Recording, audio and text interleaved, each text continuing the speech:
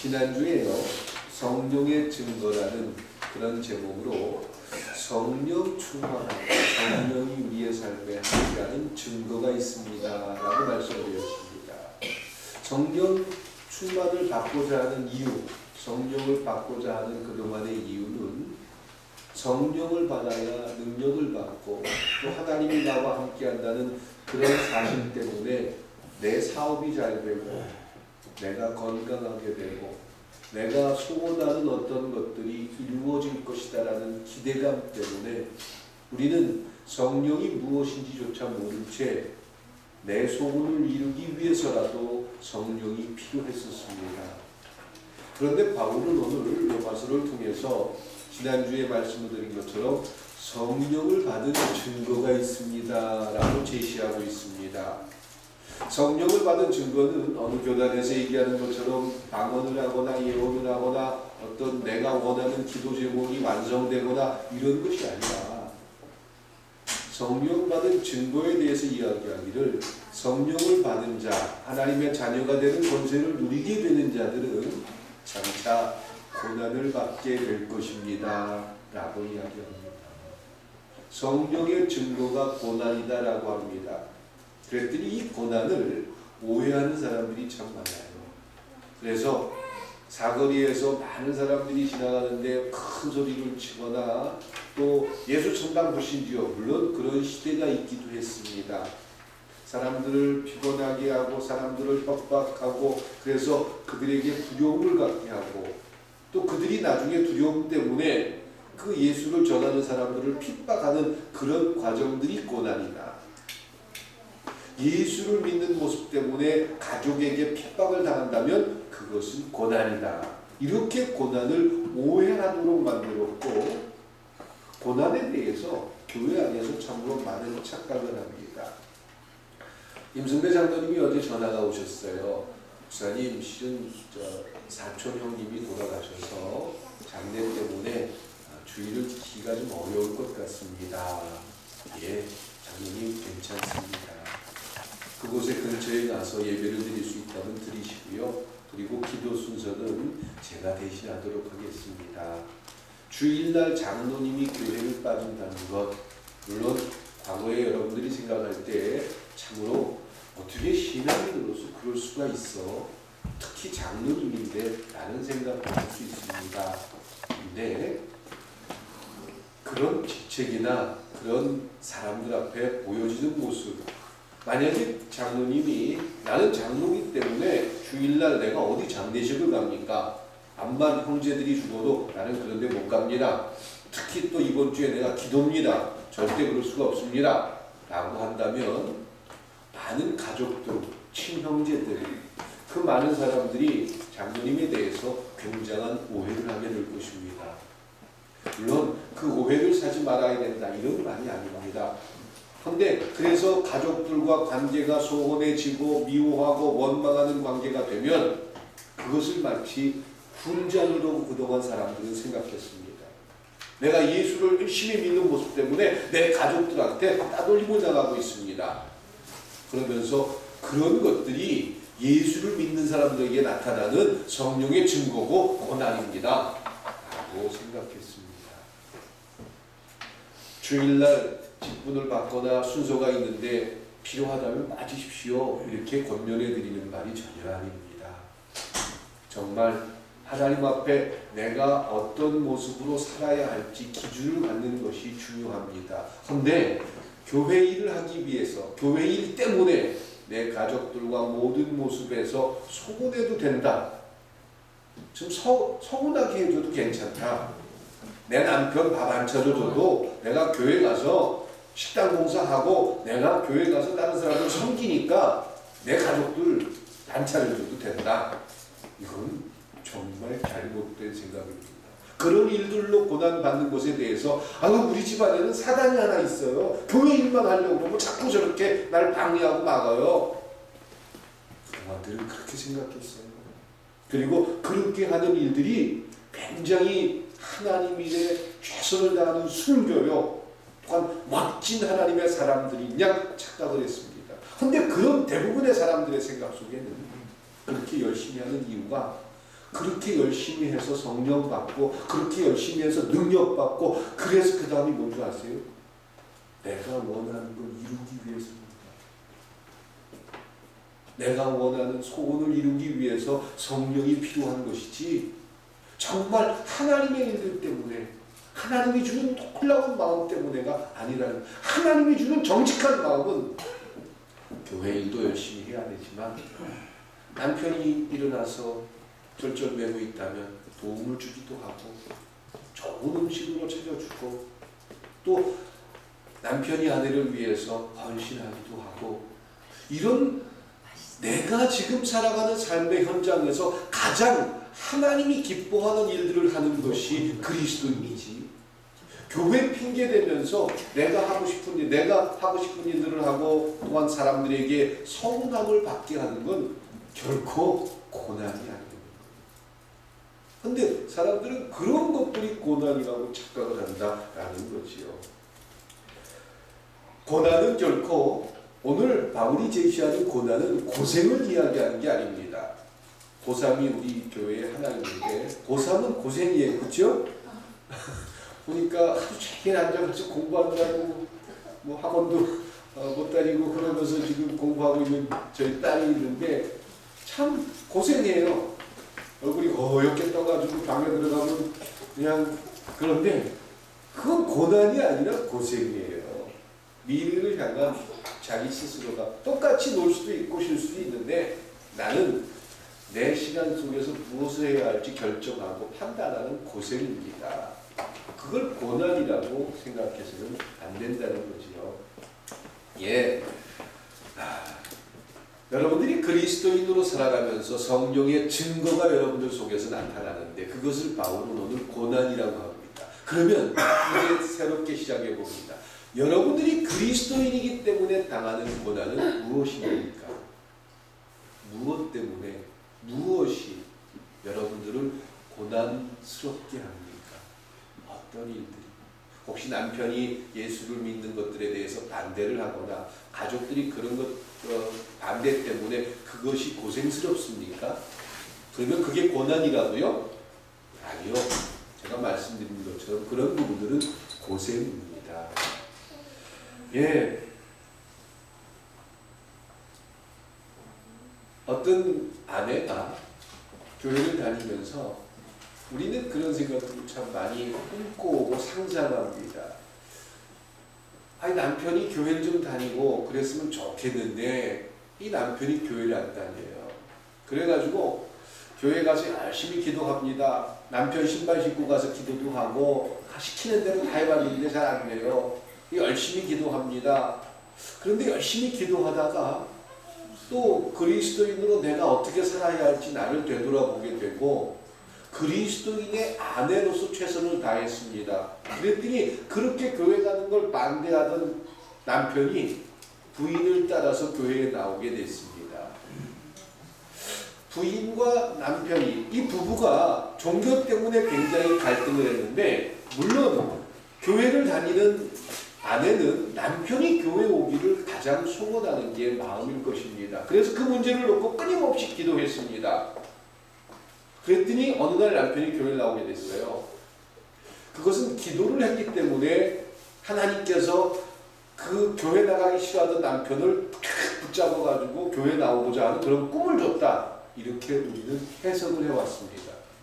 그래서 누군가를 설득하고 내가 생각하는 방법으로 이끌어가기 위해서 우리는 기도를 해야 된다라고 배워왔습니다. 근데 기도는 그게 아닙니다. 그렇게 하는 게 기도가 아닙니다. 아마 그 남편이 교회를 나오게 된 배경은 여러 가지 이유가 있겠지만 아내의 모습을 통해서 야, 교회를 나간다는 게 이렇게 사람이 멋져지는구나. 늘 짜증만 내고 불평만 하고 부정적이던 사람이 교회 가서 기도하면서 어떤 생각이 그 여자에게 들어왔는지 모르지만 이제는 바뀌었어.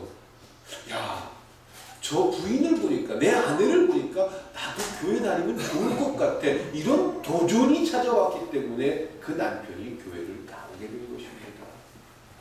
그런데 그 꼬부라진 성격의 남편이 내가 기도를 열심히 하면 성격도 바뀌고 교회를 나오게 될 것이다. 그게 기도의 능력이다. 라고 사람들을 그동안 선전해 왔고, 우리는 기도나 신앙훈련들을 그렇게 하는 것이 옳다라고 우리는 믿고 있다는 거죠. 그리고 다른 사람들을 설득하거나 다른 사람들을 내가 원하는 쪽으로 만들기 위해서 하나님 앞에 기도합니다. 부부는 서로 이해하기가 쉬운 관계가 절대 아닙니다.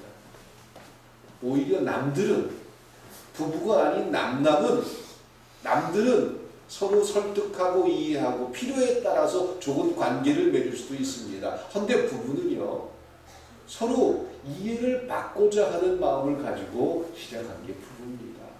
사랑받고 싶어 하는 게 남편과 아내 똑같은 마음입니다. 그런데 사랑받으려고 하기 때문에 문제가 생깁니다. 결혼은 내가 끊임없이 상대에게 이해받고 싶은 마음을 가지고 있지만 하나님을 아는 수많은 그리스도인들이 그 생각에서 바뀌어져서 내가 누군가를 이해하려고 하는 마음을 갖는 것이 결혼의 완성일 줄 믿습니다. 왜 불편하고 다툼이 일어나죠? 상대가 나를 이해하려고 하지 않기 때문에, 받아들이려고 하지 않기 때문에 그것에 대한 끊임없는 충돌이 싸움으로 나타납니다. 그 싸움의 이유는 이해를 받으려고 하는 거죠. 왜 이해를 안 해주지? 이해해 줄 사람은 이 세상에 아무도 없어요. 부모 자식지간에도 서로 이해 문제가 걸리면은 충돌하고 부딪힙니다. 어린아이들은 부모의 폭력이나 부모라는 관계 때문에 자기들이 주장하고 싶어도 감히 주장할 수 없지만 나중에 장성해지면 부모한테도 자기 생각을 이야기하는 게 사람입니다. 무조건 이해할 수 있는 관계는 이 세상에 없습니다. 그런데 부부라는 관계 속에서 끊임없이 이해를 요구하는 게 우리의 실체라는 거죠. 당연히 부딪힐 수밖에 없는 거예요. 부부는 이해를 받고자 하는 것이 아니라 이해를 하기 위해서 하나님께서 만남을 주선하셨고 가정이라는 하나님의 축복을 완성하라고 우리에게 허락하신 줄 믿습니다. 이 하나님께서 주신 새 생각을 믿을 수 있다면 아내가 남편에게 무엇을 해야 할지, 남편이 아내에게 어떤 생각을 가져야 할지 기준을 세울 수 있습니다. 왜 제가 이 얘기를 해드리냐면 고난 속에는 그 부분이 담겨져 있기 때문입니다. 김연아라는 선수가 멋진 스케이트를 탔어요. 우리가 볼 때는 아마 전 세계 많은 사람들이 김연아 선수가 금메달을 따야 한다 이런 의견들도 참 많습니다. 그런데 정작 김연아라는 선수는 금메달을 따지 못해서 울었거나 금메달 때문에 안타까워하는 그런 사람이 아닙니다. 그 사람이 대단한 사람이다 이게 아니에요.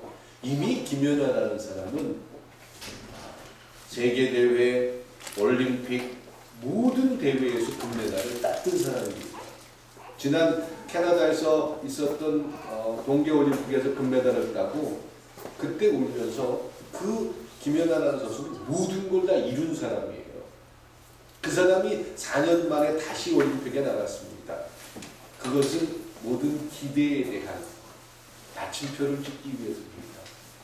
또 어떤 사람들은 우리나라 선수 2명을 같이 데리고 나갈 수 있게 해주는 그런 좋은 마음도 있었다. 좋습니다. 다. 그런데 이제 김연아라는 선수가 모든 걸 내려놓을 수 있는 명분을 찾은 겁니다.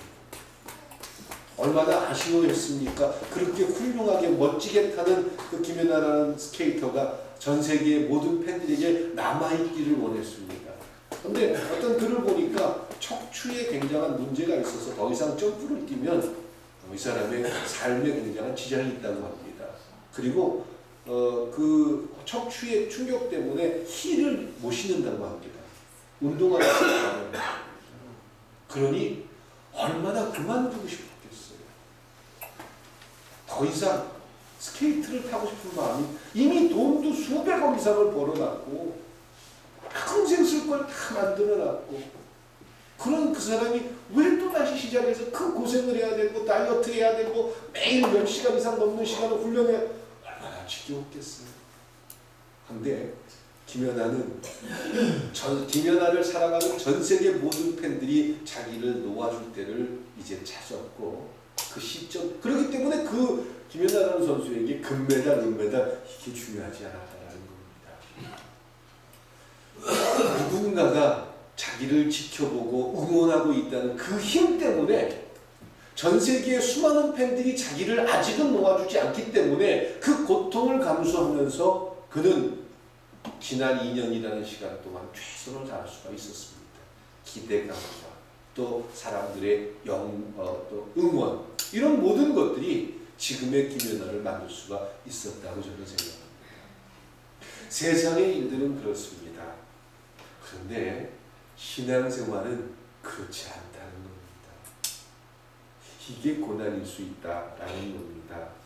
환호하는 사람도 없고 누군가 응원해주는 사람도 없고 아무리 내가 하나님 앞에 그리스도인으로 살아가는데 그 부분들에 대해서 누군가가 좀 칭찬해주고 격려해주면 힘도 날 텐데 그런 것조차도 없는 게 우리가 살아가는 신앙의 모습이다라는 겁니다. 그래서 이런 신앙생활을 견디지 못하는 사람들이 환호가 있고 박수가 있고 칭찬이 있는 좀 보람된 신앙생활을 하고 싶다라고 교회를 떠나는 경우가 참 많습니다. 그런데 신앙생활은 마지막 결승점을 향해서 묵묵히 달려가는 길이 신앙생활입니다. 그 마지막 결승점에는 환호나 그 과정 속에서 환호나 격려나 박수가 없을 수도 있습니다. 히브리서 12장의 히브리서 기자는 이렇게 이야기합니다. 이러므로 우리에게 구름같이 둘러싼 허다한 증인들이 있으니 모든 무거운 것과 얽매이기 쉬운 죄를 벗어버리고 인내로서 우리 앞에 나간 경주를 경주하며 믿음의 주여 또 온전케 하시는 이인 예수를 바라보자. 저는 그 앞에 짓는 즐거움을 위하여 십자가를 참으사 부끄러움을 개의치 아니하시더니 하나님 보좌 우편에 앉으셨느니라 라고 말씀합니다. 우리에게 격려하고 칭찬하는 허다한 증인들은 야, 저 사람이 신앙생활 잘하더니 저렇게 복받아가지고 부자 됐어. 이런 주변에 이야기하는 사람들이 아니라 우리의 증인은 먼저 하나님의 약속을 붙들고 묵묵히 자기의 길을 걸어갔던 신앙의 선배들 아브라함, 모세, 이사야는 나라가 적국에게 넘어가고 포로로 끌려가서 그 고통받는 백성들에게 하나님은 아직도 살아계십니다. 하나님은 이스라엘과의 약속을 포기하지 않으셨습니다. 이런 말을 전해야 했던 게 이사야입니다. 그의 삶은 어땠겠습니까?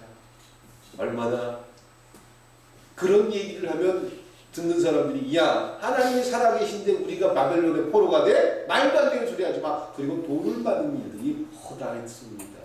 그럼에도 불구하고 그것이 하나님의 일이기 때문에 끊임없이 그 일을 전했던 선지자 다니엘 또 수많은 사람들이 우리를 응원하고 있습니다. 18절에 보면 바울은 오늘 이야기합니다. 생각하건대 현재의 고난은 장차 우리에게 나타날 영광과 좋게 비교할 수 없도다. 나타날 영광이다. 나중에 천국 가서 받을 상이 크니까 지금 힘들어도 참고 견뎌라. 이런 말도 전혀 아닙니다.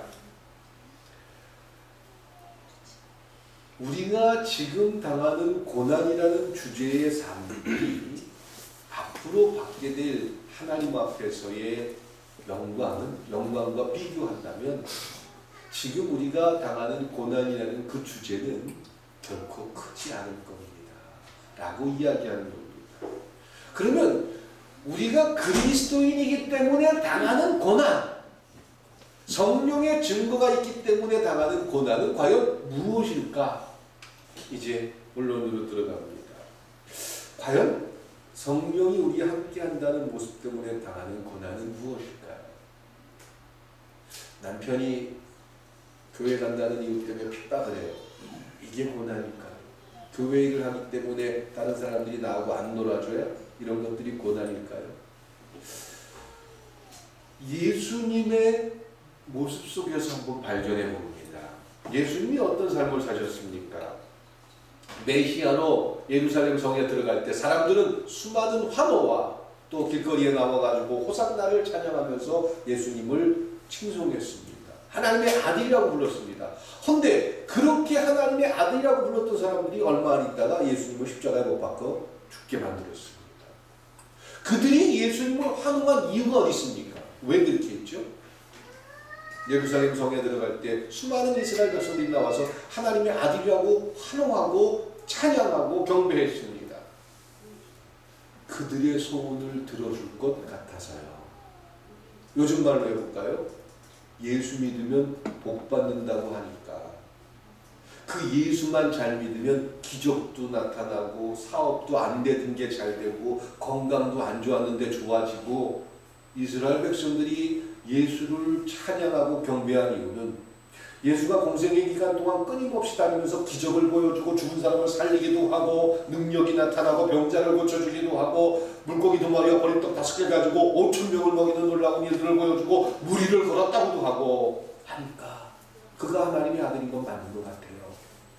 그가 이제 이스라엘의 왕이 되면은 핍박하던 로마와도 이길 수 있고 배고픔의 문제도 해결될 수 있고 그들이 원할 때 병도 나을 수 있고 예수님만 찾아가면 죽은 대로 살아나잖아요. 그러니까 그들이 소원하는 것들을 완성하고 이룰 수 있는 분이 메시아라고 그들은 믿고 있었고 속박된 로마로부터 구원받고 해방받을 수 있는 게 메시아가 할 일이라고 생각했기 때문에 그들은 예수가 예루살렘 성에 들어갈 때 찬양하고 경배하면서 그 앞에 옷을 깔고 당신이 메시아입니다라고 칭찬했던 것입니다. 예수님은 그런 이스라엘 백성들, 현대 그리스도인들, 현대 교회를 다니는 사람들, 예수 잘 믿으면 복 받는데 하기 싫어도 열심히 교회 다니고 하기 싫어도 기도하고 하기 싫어도 헌금하고 예배 열심히 잘 드리면 내가 원하는 걸 이룰 수 있대! 라는 그런 생각을 가지고 있는 그 수많은 사람들의 생각대로 하셨다면 예수님은 편안하셨을 거예요. 아마 세계 최고의 교회를 만들 수도 있었을 거예요. 하나 예수님의 길은 그 길이 아니었다라는 거죠. 이스라엘 사람들이 생각하는 그 생각대로 가는 길이 아니라 예수님의 길은 하나님이 원하는 일들을 위해서 십자가에 못 박혀 대신 인류를 위해서 죽는 것이 예수님의 길이었다라는 겁니다. 거기에 명예도 없습니다. 부도 없습니다. 그 이스라엘 백성들이 원하는 어떤 것들도 없는 것입니다. 그런데 예수님은 그 길을 가셨기 때문에 이스라엘 사람들에게 탄압을 받을 수밖에 없었고 심지어는 예언대로 십자가에 못 박혀 죽는 그런 일들을 수용할 수밖에 없었다라는 겁니다. 환호와 박수를 받은 삶이 아니라 오히려 자기들의 생각대로 해주지 않을 거라는 절망 때문에 죽임을 당할 수밖에 없었던 것이 예수님의 삶이었다면 이것이 주님의 삶이었다면 그리스도인의 삶도 역시 이 원칙에서 벗어나면 안 된다는 것입니다.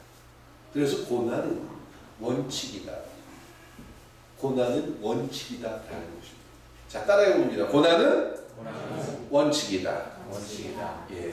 성령의 증거로 나타난 우리의 삶 속의 증거는 고난인데 이 고난은 삶의 원칙을 제시하는 것이다. 라는 것입니다.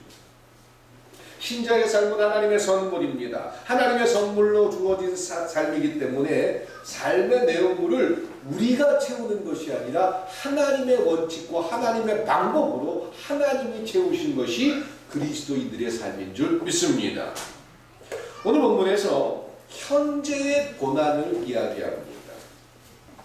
과거에 있었던 고난도 아니고 앞으로 그리스도인이기 때문에 받아야 할 그런 고난도 아니고 지금 내가 살아가는 오늘 한 주간 내가 받을 현재의 고난에 대해서 바울이 이야기하는 겁니다. 현재 내가 그리스도인이기 때문에 받는 고난 지난 주간에 내가 그리스도인이기 때문에 받았던 고난, 내가 한 주간 동안 그리스도인으로 살아가기 때문에 받아야 할 고난, 이 고난이 과연 무엇입니까?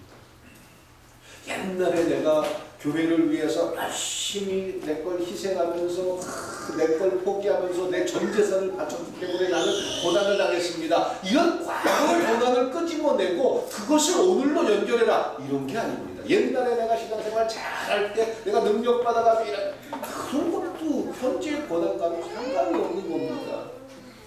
근데 사람들은 그 생각에 빠져서 옛날에 내가 어땠는데 그 생각만을 가지고 현재를 자꾸 과거 속에 얽매이게 만듭니다.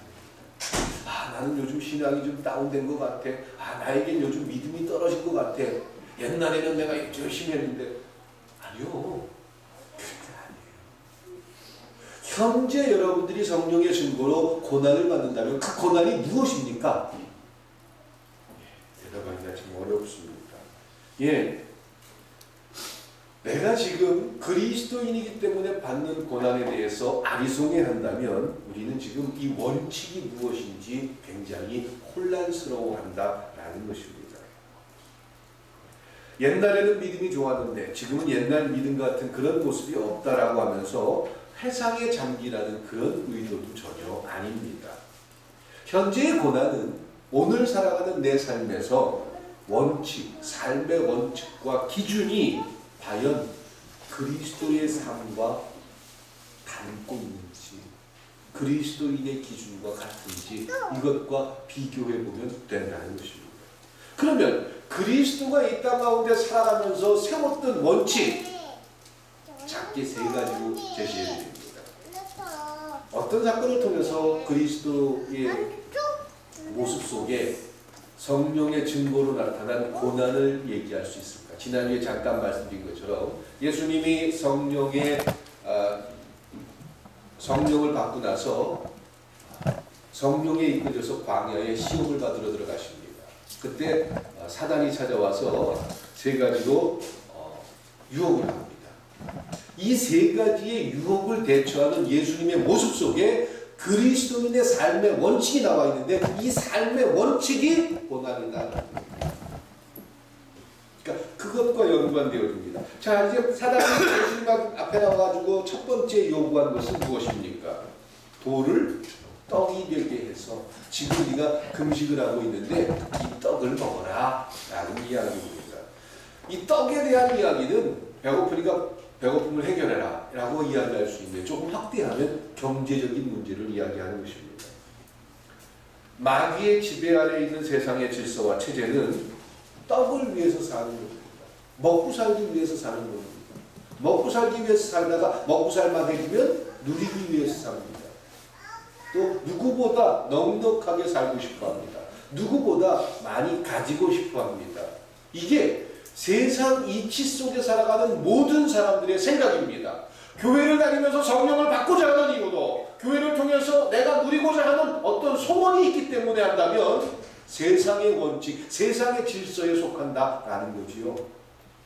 성령을 받고 싶어하는 이유, 교회에서 능력과 기도를 통해서 내 소원을 이루고 싶어하는 이유, 그것이 누구보다 나는 그동안 가난하게 살았는데 이제 교회 안에서 복받아가지고 부자 되고 싶어요 라고 한다면 세상의 원칙과 얼마나 그러면서 우리가 하나님의 기준대로 그리스도의 기준대로 살고 있습니다라고 이야기해서는 안 된다는 거지요. 예수님께서 그런 생각으로 메시아로 예루살렘 성에 들어왔다면 예수님은 이스라엘 백성들을 선동해서 아니 이스라엘 백성들과 함께 큰 교회를 짓고 전 세계를 지배하는 지금의 교황과 같은 존재가 될 수 있었을 것입니다. 그러니까 사단이 찾아와가지고 돌을 가지고 떡으로 바꿔봐라 라고 시험한 그 부분은 경제적인 부분이고 또한 자기의 배부름을 위한 부분이다라고 하는데 과연 내가 지금 살아가는 삶의 이유와 목적, 예배하는 모든 목적 이것이 내가 원하는 무언가를 누리기 위함이라면 세상의 이치와 다를 게 없다는 거죠. 그런 상태에서는 유혹이 있을 수가 없습니다. 근데 이 생각과 끊임없이 충돌하게 될 때, 하나님, 나는 그런 생각을 가지고 있는데 하나님이 원하는 삶은 그게 아니잖아요. 내가 부자 되려고 목사 된 거 아니었잖아요. 하나님, 나 돈 많이 벌어가지고 그걸로 나 혼자 잘 먹고 잘 살려고, 내 자식한테만 물려주려고 하나님 나한테 부자 되게 하려고 하는 거 아니잖아요. 이런 것들을 발견하는 것, 그런 것들을 발견하려면 내 자신에게, 내 자신 스스로가 쉽습니까? 어렵습니까? 어렵지. 그게 고난이라는 거. 예수님은 그 배고픔 속에서, 그 고민과 갈등 속에서 돌을 명해서 너 능력 있잖아, 한번 해봐, 이 돌을 떡으로 바꿔봐 라고 할 때 돌을 떡으로 바꾸고 싶은 마음이 없었겠습니까? 떡만 있으면 좋겠다라는 생각이 아마 있었을 거예요.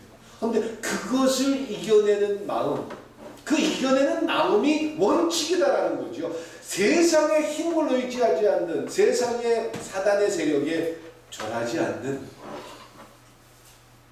그 세상의 이치와 반대로 생각을 하려고 하다 보니 고난스러울 수밖에 없다는 겁니다. 예수님은 뭐라고 대답하셨습니까? 사람이 떡으로만 살 것이 아니요 하나님 입으로 나오는 모든 말씀으로 살 것이다 라고 하면서 사단의 유혹을 이겨냈습니다. 이것은 이 세상의 경제 원리대로 내 삶을 살지 않겠습니다. 하나님이 제시해주는 경제 원리로 나는 살겠습니다. 제가 11조를 강조하는 목사로 오해할 수 있을지 모르는데, 11조라는 그 기준들, 하나님 앞에 무언가를 내 거를 포기할 수 있다는 그 기준들, 그것은 세상 기준과 다른 겁니다. 교회에서 그동안 11조 잘못 가르쳐 왔습니다. 11조 내면 하나님이 무조건 우리 삶을 책임져주고 당신은 부자가 될 거야. 11조 잘 내면은 내가 원하는 거 다 이룰 수 있어. 그게 바로 말라기서에 나와 있는 하나님을 시험하라는 얘기야. 이렇게 그동안은 우리는 설명해왔고 배워왔습니다. 내 소원을 이루기 위해서 11조라는 뇌물을 드렸던 것입니다. 그러나 11조는 그런 게 아닙니다. 내가 가지고 있는 것의 10분의 1을 포기한다는 것이 결단코 쉬운 일이 아닙니다. 아깝지 않을 수 없습니다. 그리고 굉장히 어렵습니다. 남들에게 보여주기 위해서가 아니라 내 스스로가 신 앞에 정직하기 위해서 이 원칙을 지킨다는 게 참으로 쉽지 않은 일입니다. 다 뛸 것 뛰지요. 그래서 사람들은 야가집니다. 아, 이번 달에 보너스 받았는데 보너스는 월급, 정식 월급이 아니까 거기서 좀 떼고 월급에서만 내는 게 11조지 뭐 그것까지 다 내. 아, 뭐 월세 받은 거에서 이걸 내가 어떻게 다 내. 내가 그동안 진 빚도 있고 근데 그거 갖고 나서 나머지를 내는 거지. 나름대로 여러 가지 원리와 원칙을 이야기합니다. 모를 수도 있습니다. 제가 한번 말씀드린 적이 있는 것처럼 남원에서 목회할 때 어떤 분이 소를 키우는데 소를 팔고 나면 11조를 내는데 인건비 빼고 못 빼고 사료값 빼고 그래서 나중에는 권사님 그럼 나중에 낼 거 없어지는 거 아니에요? 그랬더니 예, 그럴지도 몰라요. 손해날 수도 있습니다. 예, 사람들이 왜 이렇게 알아지지요?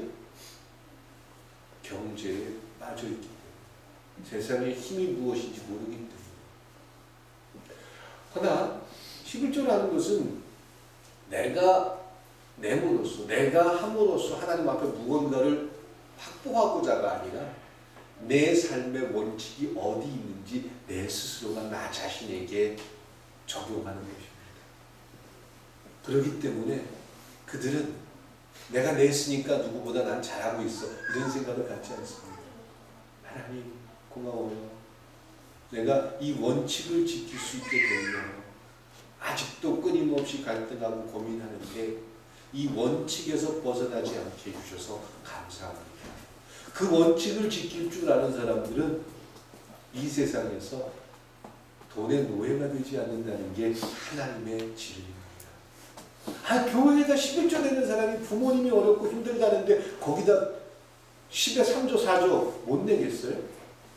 장모사님 어려울까요? 부모님이 힘들 때 많은 것들을 포기하는 게 어렵습니까? 며느리 되시는 우리 신집사님 어려워요? 예. 왜?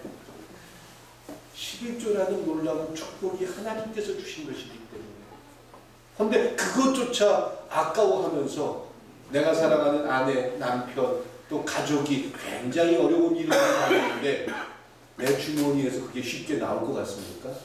참 어렵습니다. 그러니까 이 모든 것들은 힘의 논리, 세상이 주는 안락함의 논리에 빠진 채 교회 안에 들어와 있는 잘못된 사상들이 11조 생활 잘하면 당신들 복 받게 되고 부자 되가 되고 이렇게 현혹하면서 뇌물로 바꿔버리는 거죠. 뇌물이 아니에요. 그리스도인들의 삶의 원칙이 될 수 있길 주님의 이름으로 축원드립니다. 그 대답이 바로 예수님의 말씀입니다. 사람이 떡으로만 살 것이 아니요 하나님 입으로 나오는 모든 말씀으로 살 것이다. 하나님이 주신 말씀은 우리에게 손해가 될 수도 있습니다. 그런데 그걸 수용하겠다는 겁니다. 이게 원칙이에요. 예수님의 원칙이에요. 이 원칙을 세우려면 고난이 있겠습니다. 누구에 대한 누가 느끼는 고난입니까?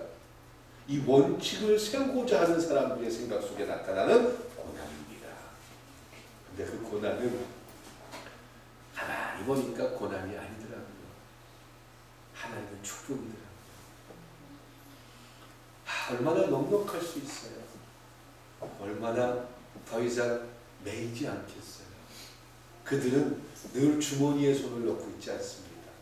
그래서 그 원리를 아는 사람들이 이게 하나님의 축복이었습니다. 그들이 더 넉넉해지더라고요. 그러니까 중간을 떼고 앞뒤만 얘기하니까 엉뚱한 오답이 됐는데 중간에 원리를 세울 수 있기를 축원드립니다. 두 번째 유혹은 성전 꼭대기에서 뛰어내려도 당신 하나님 아들이니까 천사들이 와가지고 당신 지켜줄 거 아니냐, 한번 뛰어내려 봐라 라고 사단이 예수님을 유혹합니다. 그랬더니 예수님께서 대답하기를 뭐라고 대답하죠? 주 너의 하나님을 시험하지 말라. 과연 시험하지 말라는 이 원칙은 또 무엇일까? 예, 성령의 증거는 고난입니다. 고난은 삶의 원칙입니다. 첫 번째 원칙은 하나님의 말씀이 기준이 되는 겁니다. 두 번째 원칙은 하나님을 시험하지 말라고 하는데 뭐가 시험하는 거고 뭐가 시험하지 않는 거냐라는 겁니다.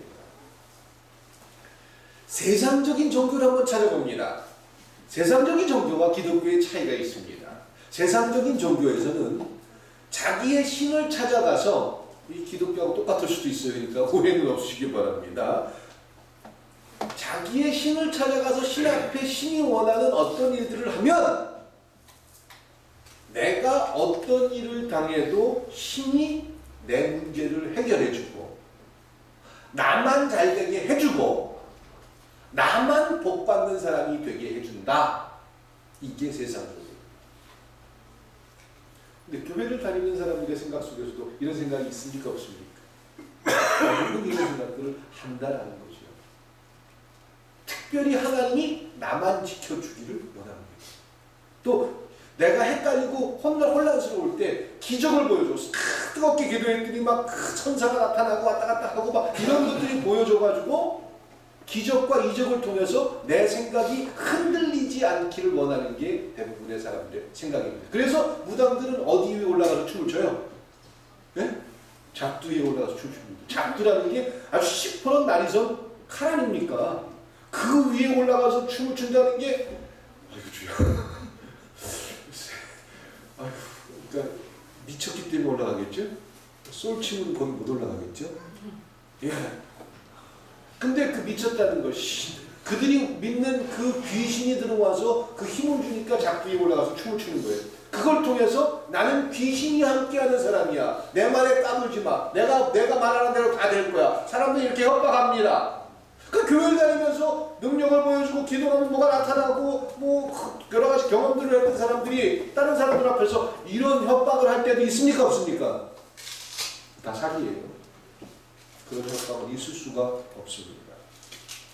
예, 왜 제가 이 말씀을 드리냐면 이 모든 것들이 하나님을 시험하고 있는 모습이다 라는 겁니다.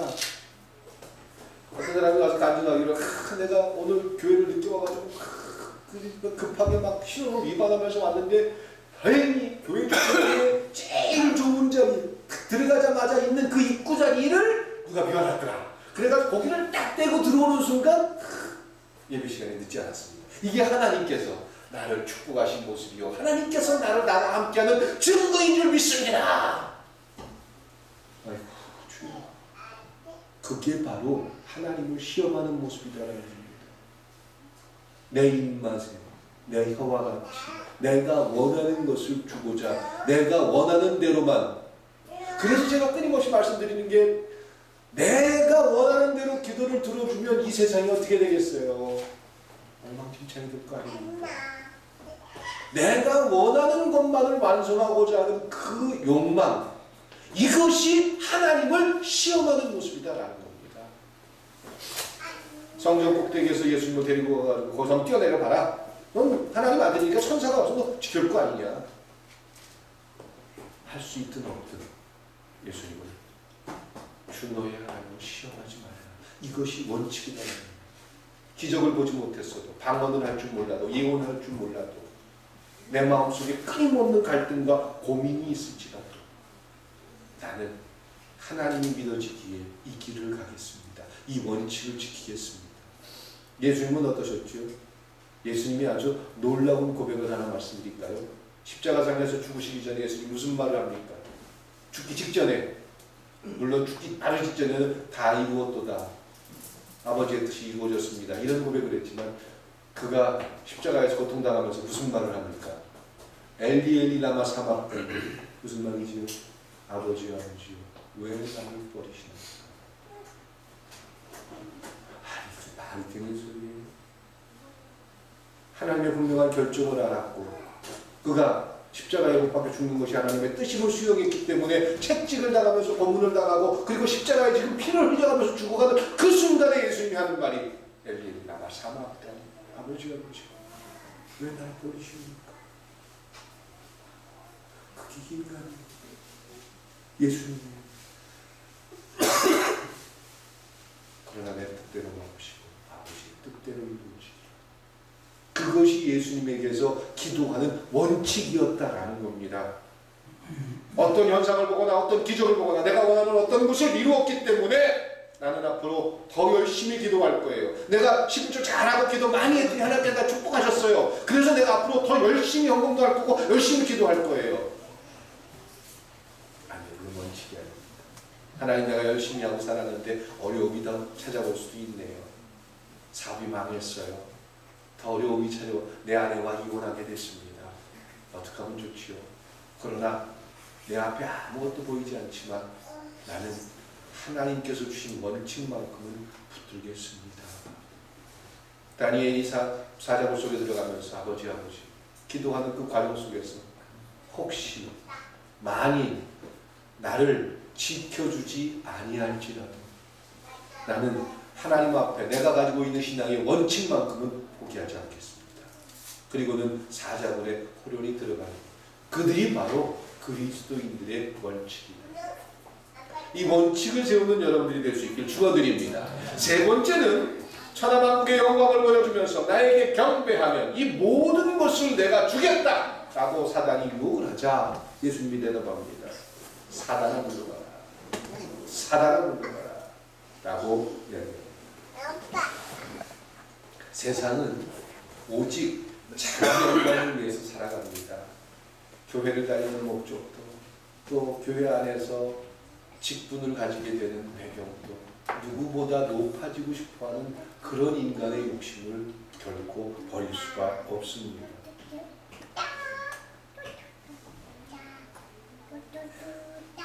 이런 모든 생각을 가지고 있는 우리에게, 그 이유 때문에 예배를 드리기도 하고 그 이유 때문에 신앙에 열심을 내기도 하는 그런 우리에게 예수님은 사단아 물러가라 라고 명령하시는 것입니다.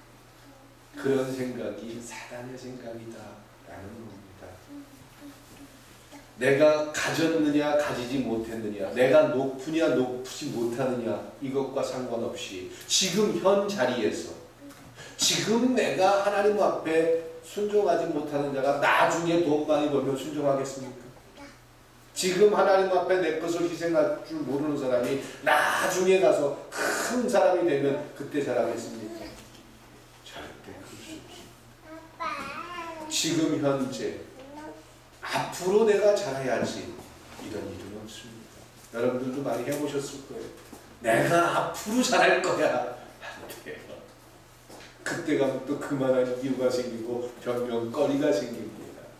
지금 현재 내가 어떤 기준과 원칙을 세우는지, 그것 때문에 끊임없이 내 속에서 지금 충돌한다면, 고민하고 갈등한다면, 지금 여러분들은 정말 그리스도인.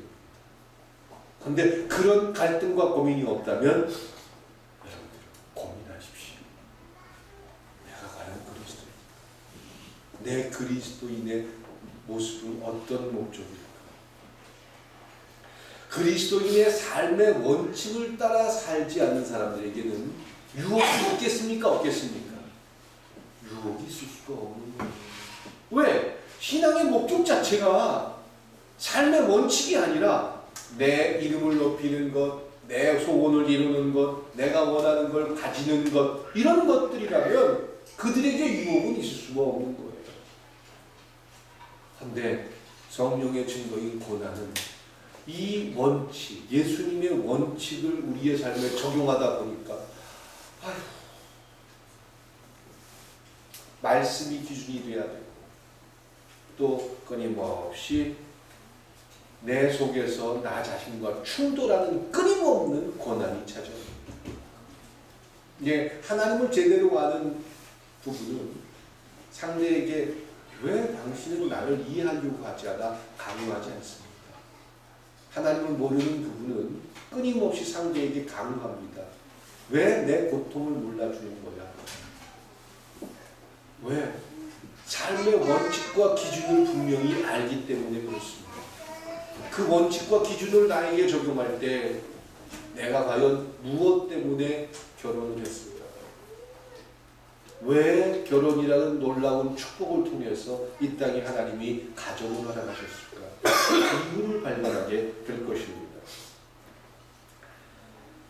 그래서 그런 모든 원칙 때문에 당하는 우리 속의 갈등, 누가 나를 핍박해서 하는 갈등이 아니라 내 마음속에서의 갈등이, 고민이 고난이다. 그것이 뭐다? 성령의 증거다. 이런 고민과 갈등이 있는 사람들이 성령의 인도를 받는 자들이다. 오늘 바울이 제시합니다. 여러분에게 이런 고난이, 이런 갈등이 있으십니까? 이제 그 갈등 속에서 오른편에 선택할 수 있기를 축원드립니다. 그 고민과 갈등 속에서 앞이 보이지 않고 어떻게 될지 모르고 오히려 내 삶에서 더 억울한 일들이 나타날지라도 그 예수님의 원칙에 내 삶을 한번 던져볼 수 있길 축원드립니다. 그리고 허다한 증인들의 도움, 허다한 증인들의 큰 위로가 하늘나라에 가서 하나님을 통해서 만나고, 그리고 하나님께서 그렇게 제시한 원칙이 정말 여러분들이 꼭 해주시기 원하는 게 있습니다. 그렇게 살았더니 가난해졌더라. 그렇게 살았더니 부부간의 갈등에서 이혼했더라. 그렇게 살았더니 내가 세상에서 낮아졌더라. 이거 저한테 와서 좀 따져주십시오. 그렇게 살았더니 내가 원하는 거 하나도 안 되더라. 정말 그렇지. 여러분들과 제가 완성해야 할 것이, 꿈이 있는 교회가 완성해야 할 것이 이것입니다. 이것이 하나님을 시험하는 모습이 되지 않길 바랍니다. 믿음과 확고 속에서 여러분들의 삶의 원칙이 고난일지라도 세울 수 있기를 주님의 이름으로 축원드립니다. 기도드리시겠습니다. 사랑과 은혜의 하나님, 현재의 고난, 우리는 이 고난 속에서 끊임없이 갈등하고 고민합니다. 이 고난의 오른편을 선택하기 위해서 기도할 수 있게 하시고 올바른 결정을 할 수 있는 그런 말씀이 우리의 삶의 기준이 될 수 있게 하여 주시옵소서. 부하든지 가난하든지 높아지든지 낮아지든지 하나님을 의지하고 하나님을 바라보는 신앙의 분명한 기준을 가지고 살아가는 저희 꿈이 있는 교회 성도들이 되게 하여 주시옵소서. 예수님의 이름으로 기도드렸습니다.